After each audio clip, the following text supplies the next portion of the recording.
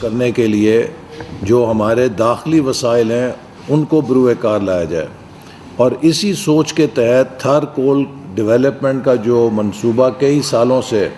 حکومت سندھ اس کے لیے کوشش کر رہی تھی، لیکن وہ عملی جامہ اس پر نہیں پہنایا جا سکتا تھا، تو ہم نے سی پیک کے اندر اسے شامل کر کے حکومت سندھ کو ساتھ ملا کر چین سے سرمایہ کاری حاصل کی، اور تھر کا ایک ذریعہ جو ہے پاکستان میں مقامی فیول کی دستیابی کا فراہم ہوا، جس سے کہ آج ہمارے لیے سستی ترین بجلی پیدا کرنے کا ایک موقع ہمیں ملا ہے۔ ساتھ ہی ساتھ ہائیڈل منصوبے بھی اس میں شروع کیے گئے، جیسے کہ آپ نے کروٹ کا دیکھا ہے، سکی کناری کا ہے، اور باقی جو منصوبے ہیں آزاد پتن کا ہے، کوہالہ کا ہے، وہ پائپ لائن میں ہے،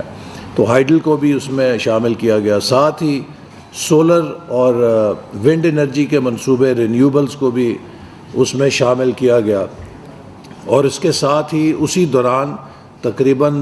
2000 میگا واٹ کا نیوکلیئر پاور کا ایک بجلی کا منصوبہ بھی شروع کیا گیا۔ لہٰذا جو بجلی کی دستیابی یا فراہمی تھی، اس کا جو ذرائع تھے ان کو ڈائیورسفائی کیا گیا، تاکہ ہم کسی ایک ذریعے پر اتنے نہ ڈپینڈ کریں کہ کسی ایک ذریعے کا شاک جو ہے ہماری اوور آل انرجی سپلائی کو متاثر کر سکے۔ اور مجھے یاد ہے کہ ہم نے جو اس وقت ایسٹیمیشن کی تھی 2018 میں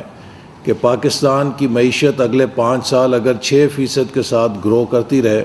تو ہمیں بجلی کی کتنی فراہمی درکار ہوگی، اور اس کے لیے پھر ہمارا یہ چیلنج تھا کہ کیا آپٹیمم مکس ہے جو ہم لے کر آئیں۔ تو اسی سوچ کے حوالے سے جہاں ہم یہ سب کچھ کر رہے تھے، پلاننگ کے اندر ہم نے انٹیگریٹڈ پلاننگ ماڈل اور یہ سیل قائم کیا، تاکہ ماضی کا ایک جو تجربہ تھا کہ توانائی سائلوز کے اندر اس کی پلاننگ کی جاتی تھی،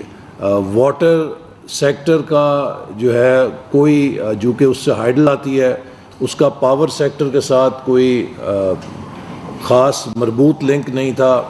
اور پاور کا پیٹرولیم سے کوئی مربوط لنک نہیں تھا،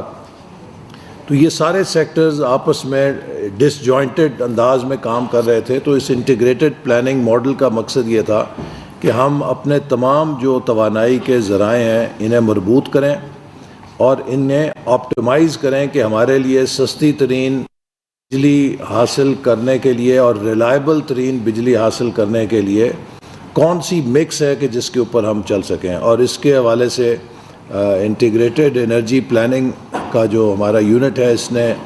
لیڈ کا جو فریم ورک ہے اس کو ڈیولپ کیا، اور اس کے اوپر مجھے یاد ہے کہ ایک ورکشاپ بھی ہم نے پچھلے دور میں کی تھی، جس میں اگست 2022 میں،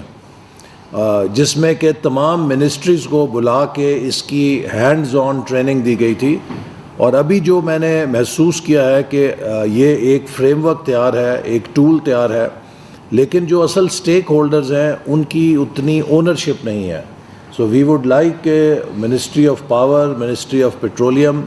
اس کو زیادہ سے زیادہ استعمال کریں، تاکہ ہم اس کو بہتر طریقے سے اس سے فائدہ اٹھا سکیں، اور پاکستان کا جو توانائی کا بحران ہے نہ صرف اس کو حل کرنے کے لیے سلوشن لے سکیں، بلکہ جو فیوچر میپنگ ہے ہماری انرجی سیکٹر کی